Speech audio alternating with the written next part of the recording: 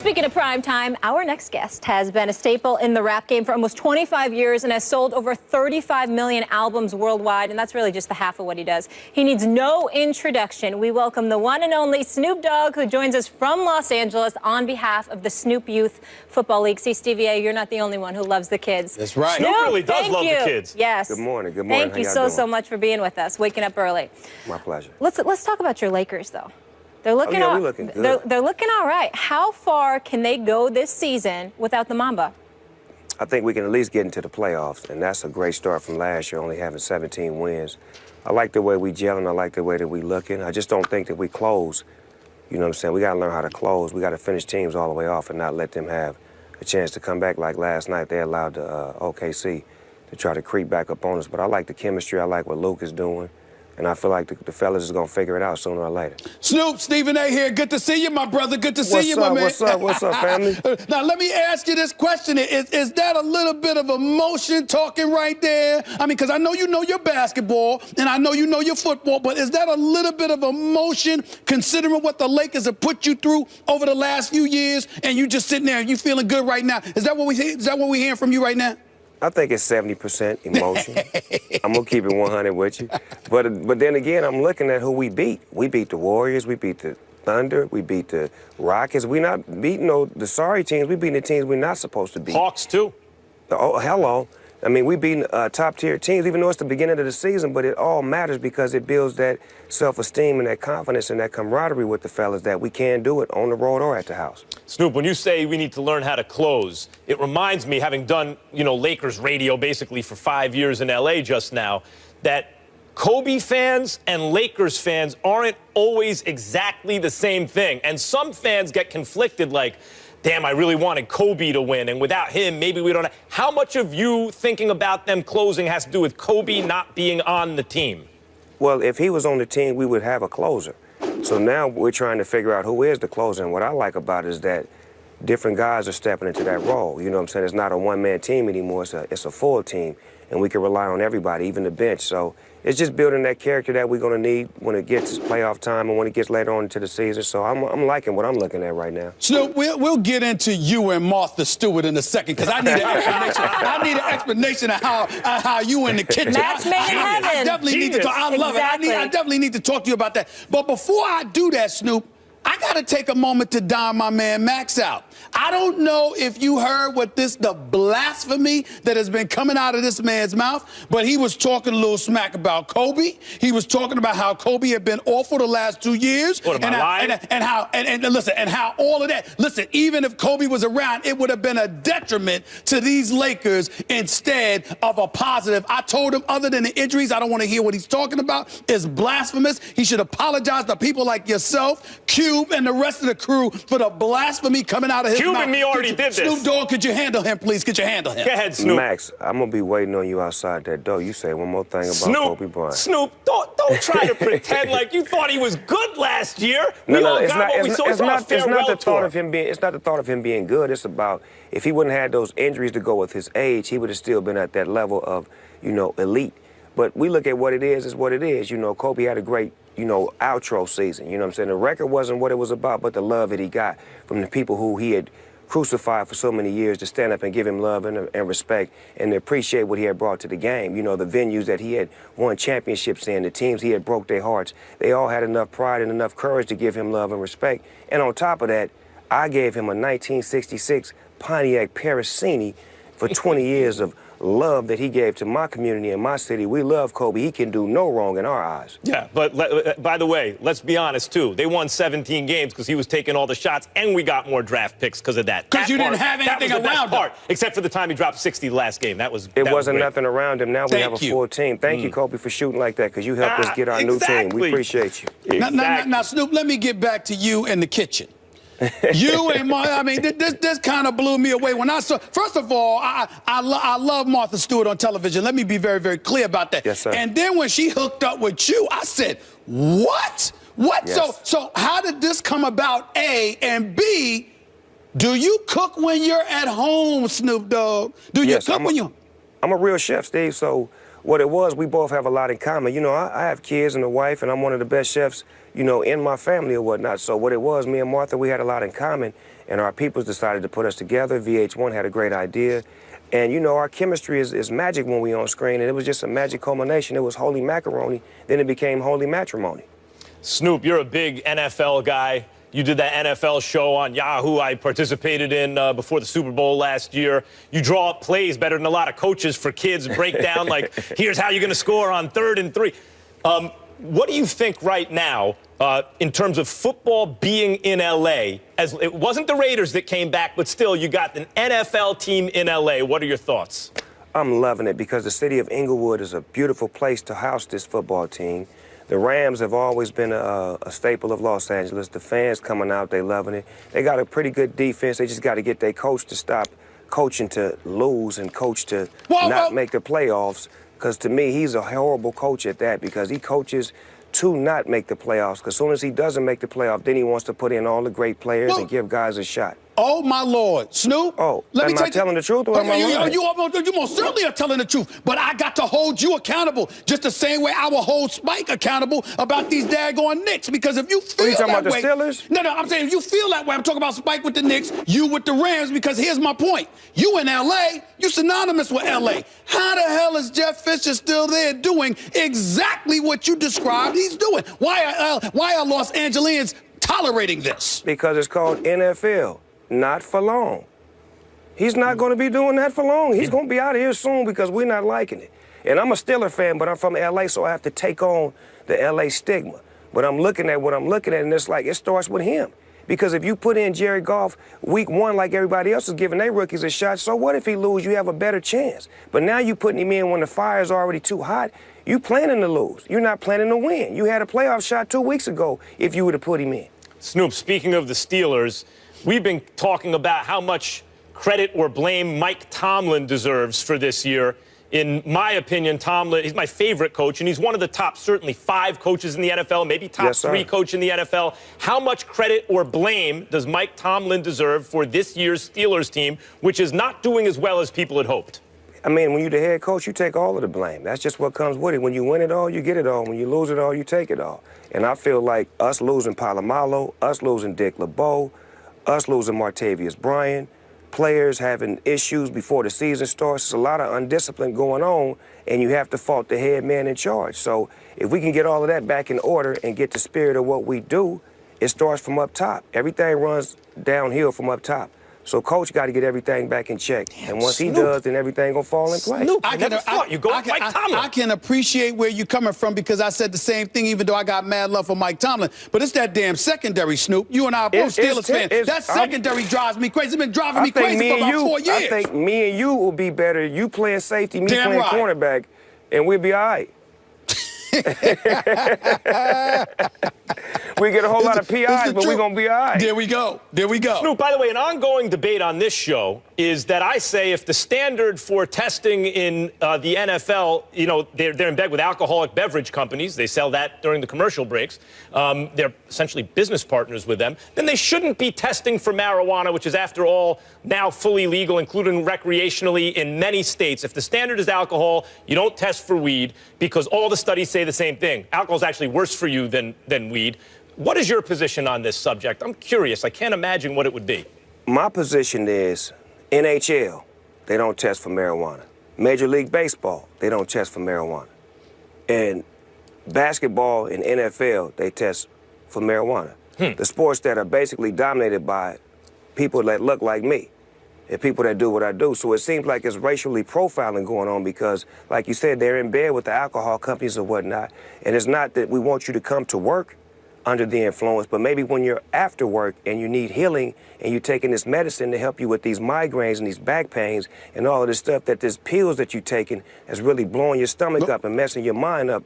So now you're taking something that's prescribed by a doctor. Maybe it's just a rubbing cream. Maybe it's an edible. It doesn't always have to be smoking. It's different ways of being treated through this medical cannabis. So I'm saying that if they're going to, you know, regulate for the right reasons and find out what it is about it that makes it work before you scrutinize it and talk bad about it, because it actually helps a lot of those Hall of Famers that have moved on from the NFL who were on prescribed drugs. Now they're on medical marijuana. They're able to walk, move better. And I know these guys are my friends. Some of them couldn't walk and couldn't do certain things until they got the medical marijuana, and now they're able to be back in position to take care of their grandkids and move around and do things that they want to do. Snoop, I'm going to holler at you. I'm going to give you the last word on this, but I get where you're coming from with that. Basically for medicinal purposes and things of that nature. Ain't no argument here. Yes. But at the same time, I think that people have misconstrued the point that I'm trying to make. So I'm going to make it to my man right here, right now. If you are sitting up there for recreational purposes and you smoking, so we ain't for me to judge or anything like that, if it's not costing you money. But when you know what the rules are, you know what the regulations are, and you know it's going to cost you millions upon millions of dollars, and you still want to go out there and smoke it knowing you're going to get yourself suspended. I ain't going to mention no names, but you know who some of the players are. How do you feel about dudes engaging in that kind of stupidity? Because Snoop Dogg ain't costing himself no money off of that, but these players are.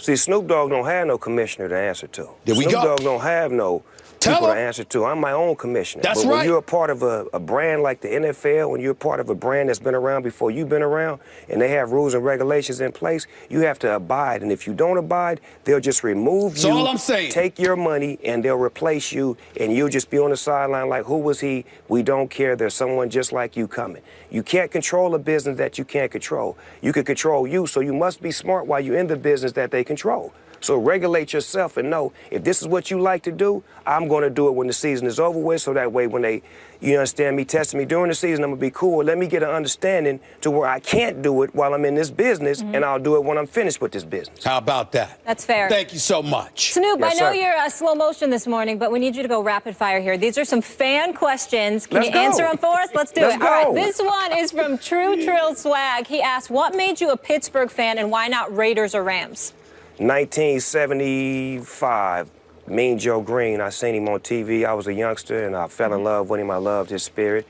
And then I seen the commercial where he threw the little kid his jersey and drunk the Coke. I always wanted to be that little kid, so that's what it was. That'll do it. This one from Mike Wiz 39. When's the collab coming, the album with Le'Veon Bell? Oh, wow. Me and Le'Veon got a song. We got the juice. You understand me? I'm waiting on him to drop it. Hopefully we can get our wins on the plus side before we drop the song, because I would hate to put the song out with us negative. Yeah, not the gin and juice, just the juice. All right. Yes, sir. Damon Brooks asks, is Martha Stewart as cool as she seems? Martha Stewart is cool as ever. She's one of the sweetest ladies you ever want to meet, and she's very knowledgeable in the kitchen, and she's a very great teacher. All right, Rishi K asks, out of all the Laker championship teams, which one is the greatest? Greatest championship team, I would have to say 1987, or was it 88 when we went back-to-back, when Pat Riley told y'all, we'll be back, you understand me, so don't even clean the streets up. We'll be back here the same time, same place, same bat channel, same bat time. Baby Lakers on the come up there. This one from Sharon Elliott asking, does LeBron deserve to be in the NBA's top 5 ever? LeBron James, if he wins one more championship, he deserves to be in the NBA top 5 forever. By me saying that, yes, he does, because he is one of the most exceptional basketball players you ever wanted to see. I've seen him take a lot of scrutiny, and now I'm watching him become a real leader and a real, legend in the basketball field. So I respect him and I love him, so I hope he does end up in the top 5. And he brought a chip to the land, and you know about helping out your community, so we appreciate that. This one from George Thompson. He wants to know, what is Snoop's take on Stephen A. Smith being a closet Cowboys lover? Oh, please. Nonsense. You like the Cowboys? Hell no, I'm a Steelers fan. Low-key. Well, say that Low-key, then. Snoop. Hello. Well, I mean, that's despicable.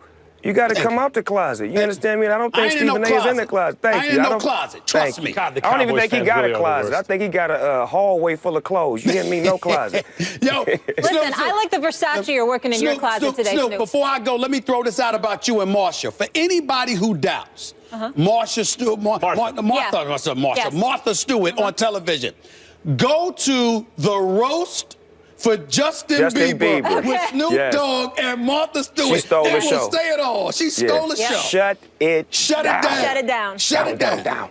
And you can check out Snoop and Martha on VH1, and also, again, appreciate all you do with the Snoop football league cooking, there. Snoop chef. And all Some you're of doing my for the kids kids. is going to be in that Final Four, too. They play for the Washington Huskies. They play for USC. They all over the Pac-12, man. Shout out to all my kids in the Snoop U football league. Let's get it. Let's get it. All right, He Snoop, gave the thank right you so answer much. about the Steelers, too. Mean Joe Green. Love you, bro. Mean Joe Green. Appreciate you, Right man. back at you, Max. All right, Steve. All right, baby girl. Y'all be sweet. Absolutely. Bye, thank you. Peace. Gentlemen, we are almost there. Stephen A. is going to announce the winner of the First Take Your contest a little later in the show. I have viewed many of them. They have sent in thousands. We thank you for sending in your videos. Everyone. But damn it, there can only be two winners. One man, one woman.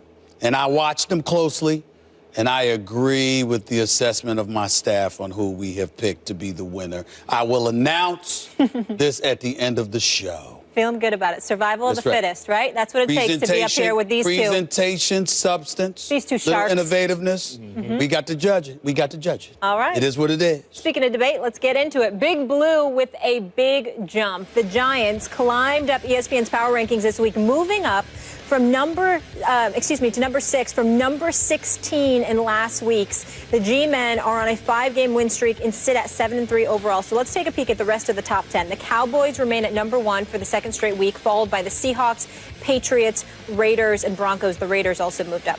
Is number 6 too high, too low, or just right for the Giants?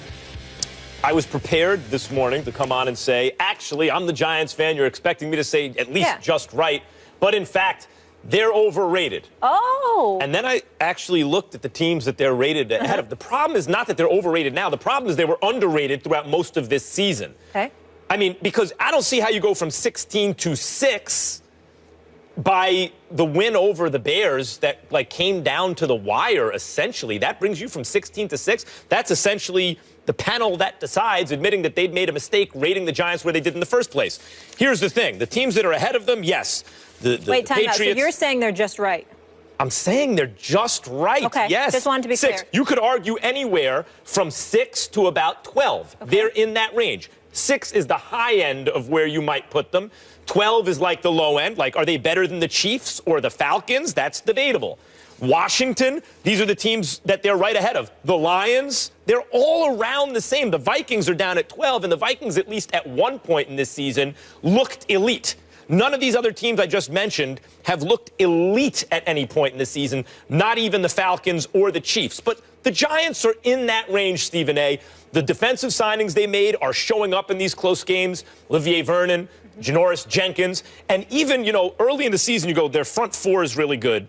Their corners are really good, but the defense is kind of soft in the middle. The linebackers and the safeties, although they've stepped up. Hello, Landon Collins. I mean, and that's not so soft anymore. And with Jenkins back, the blocking in the run game and the blocking period on the offensive line has gotten a little better. It went from just the worst ever to something you can kind of live with. But the receivers still have a hard time getting into their routes because the offensive line doesn't block well enough. They still don't have much of a running game. That keeps them from being elite, and people are reacting to the win streak. These wins could go either way. They're not elite. They're in the upper tier of the middle pack teams. It went from 16 to 10. That's a big jump. 10 spots. I'm not interested in that. I'm not interested in thinking about them at 16 to 6. I'm interested in thinking about them at 6. Excuse my math. And I'm just my mentality is that I think the Detroit Lions deserve to be ahead of them. I think the Detroit Lions over the last several weeks, they've got wins over the Eagles, the Redskins, and the Minnesota Vikings. They've come out of nowhere, and I got to give respect where it's due. And considering that they've done it without the services of Megatron, really resonates with me. So I got to look at it from that struggling against the Bears and barely beating the Bears like the Giants. How about that? I mean, that definitely. Giants got wins over the Cowboys and Eagles this year. I understand that, but the Cowboys is the season opener. That's why I'm looking at it. Eagle won. Well, again, it's week to week, Max. You didn't ask me this 8-9 weeks ago. You're asking me now. Okay, if it was 8-9 weeks ago, it would be all right. I'm saying right now, based on what I'm seeing, I would put the Lions ahead of the Giants for now. Now, when I look at the Giants, their offensive line is suspect. Their running game is virtually non-existent. They're second to last. That pass protection that they're failing to provide Eli Manning on several occasions, could you imagine how potent their passing game would be? Even more so if they protected Eli Manning better. And even though their defense looked good, again, it was against the Bears. It was against Jay Cutler. So, again, I'm not saying that the Giants aren't legit. I'm not saying that they can't make some noise. I'm not saying that I don't see improvement. I'm saying it gives me cause to pause when you think about the areas in which they've shown vulnerability, whereas the Lions have surprised the hell out of me. I did not see them coming, and that's why I'm paying attention to right now. Eric Flowers, the left tackle they drafted in the first round, who I thought was probably the most talented tackle in the draft, and that's a skill position. especially left tackle skill position. Not so many guys step in and day one they're good. It takes a while not only to learn to play the position technically, but then also to gel with your teammates in terms of the chemistry, to understand each other. And Flowers is getting beaten like on almost every play. I guess he's improving a little bit, but I don't think the ship has sailed on him. I think he could be an excellent NFL player eventually. But the key to their season seems to be, to me, how much improvement can he make between now and the end of the season? And you know, if he can become kind of respectable between now and then, because he might be all pro one day, but I'm just talking about right now. If he can make a jump to a respectable left tackle in the next several weeks, which is asking a lot, the Giants can be formidable. Let's not forget. The defense is definitely coming along. Let's not forget the kind of year Matthew Stafford is having. Yeah. It's kind of special right now. And considering that he's doing this without Megatron, what he's basically saying is that when that guy was there, I had to go in that direction. Now that Megatron's not there, you don't know where I'm going to go. And it's really opened him up. And he's become more of a leader, not just a player for the Detroit Lions. I don't think anyone has a three-receiver combination as good as the New York Football Giants. I was going to say that Sterling Shepard was a money pick. And then Victor Cruz is your third best receiver, and they're all on the field together. Show me three better than that. But Detroit, also nice surprise. I'm looking forward to that game tomorrow. That's going to be a good one. We will get into that. Last Thursday, though, Odell Beckham Jr. and Von Miller visited a Bronx strip club. It's called Sin City, folks. And according to the New York Post, Beckham lost a $25,000 diamond ring. It's a pinky ring, in case you care, while at the club. Bronx Borough President Ruben Diaz Jr. wrote a letter to Beckham and Miller regarding their selection of venue. Quote, I would love to show both of you gentlemen there is more to the Bronx than establishments such as Sin City, where you risk more than your valuables. If you'd like to see what the Bronx is really like and visit numerous establishments that our residents are actually proud of, I hope you will take me up on this offer. Steve Knight, your reaction to Diaz's comments on Von and Odell Beckham? Well, first of all, I think the politician was grandstanding. I mean, you know, with his holier than thou self. First of all, last time I checked, the strip club is a legal operation, is it not? I do believe they pay their bills. I do believe that there are taxes that the borough of the Bronx benefits from in that regard. If you have a problem with it, get rid of the establishment. It's there for a reason. He's trying to take their liquor license. Listen, he's trying to take their liquor license. Well, you know what? Good luck with that. But the bottom line is this. There's a lot of things that you could get into, okay, that are not that great. Now, I'm not sitting here, of course, I'm not sitting here advocating that folks go to a strip club, but I'm not. Gentleman's club is the proper term.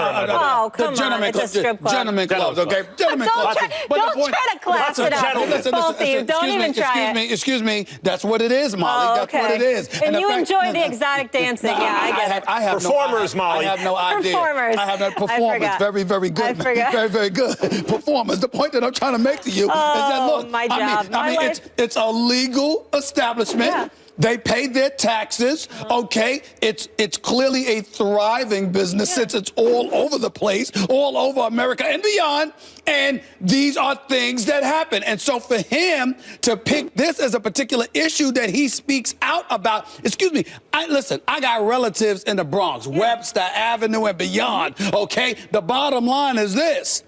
There are a lot of issues in the Bronx. As great of a borough as it is, there are a lot of issues there. There are a lot of issues that Mr. Ruben Diaz could have spoken on. Other than this, I thought it was grandstanding. I thought it was inappropriate. I thought it was unnecessary. All right. But obviously, he achieved some degree of success for it because we're talking about it. It made news, and that was probably his objective. Now, I know I'm supposed to now say something, yeah. But almost verbatim, of course, I would do it in a much more concise way, and I would do it more quickly and, you know, I don't need 7 minutes to say that. However...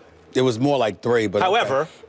I co-sign. I mean, it's a legal business, ostensibly profitable. The Bronx Borough President may not like it, but he's using it as to politically grandstand, and it is unbecoming. If he wants Odell Beckham to show up, he should privately call them and say... I would like to say this. The botanical gardens are beautiful in the Bronx. Have you ever been to the botanical gardens? I want to say one more thing. I've also been to the zoo there, too, the Bronx Zoo. See, there's a lot to do. Both my parents are from the Bronx. Yeah. I was born in the Bronx, and I spent more time in Yankee Stadium growing up than my living room. I was born in the Bronx, raised in Queens. But all right, you know, so they happen to have an establishment he likes to frequent there. I got it. I got something else to tell you. What do you want to tell me? I don't know if you know this. I don't know. What do you want to tell me about the entertainment? Are you ready for this? Yeah. I was on The View years ago. Really? I co-hosted The View. Oh, Lord. And I had the pleasure of meeting the lovely, lovely Jennifer Love Hewitt. Okay. She came on the show, and it was I loved her and Scream. It was a preview. It was a preview of I don't know. I forgot whether it was the movie or the show, but she was playing a stripper. Okay. And I thought that, you know, she made a very, very valid point, pointing out how hardworking some of these people are. Yeah, so let's show them the respect that they deserve. Listen, it's a great workout.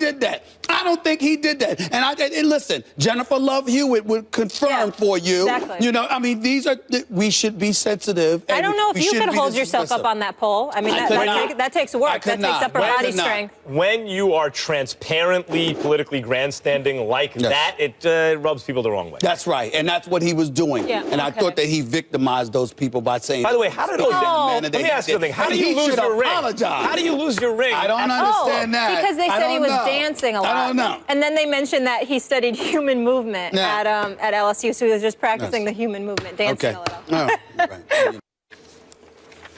Thanks to being drafted #1 and #2 overall in the 2015 NFL Draft, Jameis Winston and Marcus Mariota will forever be compared to each other. Our ESPN insiders asked 5 NFL front office executives about which quarterback they'd want on their team right now and for the next 10 years. Quote, "I'll take Mariota over Winston by a mile. He takes care of the ball better than Jameis. He has a great command of the passing offense. Sometimes Jameis will make that horrendous throw that'll cost you, and then you watch Marcus run. He has a great sense of when to do it." I'll be for Jameis in this debate. I think Marcus has more around him. He has a better offensive line. They've built a great running game around him. I can argue the Titans are slightly better than the Bucs for weapons. With Vincent Jackson out for the season, what do the Bucs have other than Mike Evans? So the final tally was 3 voted for Mariota and 2 took Winston. Stephen A., who would you rather have as your franchise quarterback? Jameis Winston all day, every day. Famous Jameis? And I respect the hell out of Marcus Mariota. I remember he was coming out of Oregon. Max, I was in Pasadena for that national championship game when Oregon destroyed Florida State. I was so disgusted at Florida State that day. It took me about 2 years to forgive them for looking like the garbage that they looked like, or at least a year, by the way. But here's the thing about Jameis Winston. I think Jameis Winston is a winner. I think that in different ways, their talents are somewhat comparative. You know, Marcus Mariota is a little bit more accurate. He definitely, there's a minimal amount of turnovers compared to Jameis. But I do think he has a better running game. I do think that the overall Tennessee Titans are a better defense. I do think they have a better offensive line. And I think he has more to work with than Jameis Winston. Jameis Winston is the kind of person that ain't going to go down without swinging. If he's falling, he's going to swing. Mariota's the kind of person that will sit there and kneel and come back to fight another day. Jameis Winston is going to fight to the finish, and he will go down swinging. That's not to knock Marcus Mariota by any stretch of the imagination. He's a worthy #2 pick. He's a talented guy, talented quarterback. But I think that they're relatively even in different ways, talent-wise. But where, to me, Jameis Winston is head and shoulders above Mariota is that Jameis Winston, to me, has that it factor that enables him to galvanize the troops around him for them to go all out and go out there and maximize the potential around him. And I think the records are indicative of that. Jameis Winston and Tampa are 5-5. Tennessee is 5-6. I think Tennessee is a better team than Tampa. The difference is that Jameis somehow wills it. And by the way, when you look at the turnovers, yes, Jameis Winston struggled a little bit. In the last 6 games, all of these turnovers, he's got 10 interceptions. In the last 6 games, he's thrown 2. This is what he does. He starts off rough, and then as the season wanes, he gets it together. I'm a Jameis Winston guy. It's the big win over the Chiefs. They're both going to be excellent NFL quarterbacks throughout the duration of their careers, and I expect them both to have productive careers. I don't think this is an obvious pick, but my vote will go to Marcus Mariota. Here's the real difference between them. Mariota's a better passer, and Mariota's a better runner. Like, he's better with his arm and better with his legs. Winston has a bigger, stronger arm, and Winston has a star quality that you mentioned about him. But I think most of the reason people tend to prefer Winston when they do, and I'd say it's about split 50-50 at this point, though to start the year, Winston had the wind at his back. There seemed to be momentum about his play. I think Winston is branded better than Mariota. First of all, he won the Heisman Trophy. He won a national title. he was the #1 overall pick. And in addition to all that, he has a Roethlisberger thing about him. Remember when Roethlisberger went 10th, when Eli went 1 and Phillip Rivers went 4, Roethlisberger went 10? There were plenty of people back then even saying there's something about Roethlisberger that looks the part to me. He just, they turned out to be right. Roethlisberger is a star quarterback. So Winston also has that going for him. Big, strong guy with a big arm. Central casting for what you're thinking about as a winning quarterback. But when I actually look at what they do, in terms of what they do on the field, I prefer my quarterback to play like Mariota. I find him to be a more accurate passer and better with his legs. Well, I mean, how much? And he reads defenses at least as well. In fairness to your point, I'm not refuting your point because you're wrong in this particular instance. I just think it's incomplete from this perspective. When I look at Jameis Winston, I ask myself, if he were in a situation like Marcus Mariota, what would he do? If Marcus Mariota was in a situation like Jameis Winston, what would he do? I think that Jameis Winston is playing for an inferior team compared to Tennessee. I look at Jameis Winston as the kind of person that adapts to the talent around him. If he has to do more, he will try to do more. If he needs to do less, he will do less. I don't look at him as a guy that just has a stronger arm. I look at him as a guy capable of making exactly the plays with his arm that Marcus Mariota makes. Without question, Marcus Mariota has more of a motor. He's got better wheels on him. There's no disputing that. But in terms of his arm, it's not just his strength, but his accuracy and all of that stuff. I think could very well be exactly what Marcus Mariota is if he had the talent around him and was asked to do it. I don't know. I mean, I like Delaney Walker a lot, but as my primary target, I would take Mike Evans as my primary target over Delaney Walker. You got Evans, but he's got Matthews, he's got Walker, he's got this kid Sharp, he's got DeMarco Murray coming out of the backfield that was running the football effectively. He's got a requisite number of weapons where he, along with Tennessee's defense being better, because Tampa Bay's ranked 25th against the pass. Look over their careers and say who's played on a better team. I think Winston's played on a better team over his career so far, their young careers, than Mariota has. I agree it's debatable. I think part of the casting issue comes down to also who's their nearest comp. Like if I bring up Roethlisberger and Winston, people know what I mean. They're mobile, but not exactly fast. They're big, they're strong, they have big arms, they have these leadership qualities. What's Mariota's closest comp? It's not a guy who would inspire you as much. Is it an Alex Smith with a better arm? Like, what is that exactly? Well, let me throw it to you this way. Marcus Mariota's in the AFC South. Jameis Winston's in the NFC South. Marcus Mariota's got Indianapolis and Houston and Jacksonville. Jameis Winston's got New Orleans and Carolina and Atlanta. Let's keep that in mind. Winston, tougher None of those teams sound so great right now. I think the NFC South is far more valuable than the AFC South. That's not what the record says at the moment. Who cares? Because they're playing each other.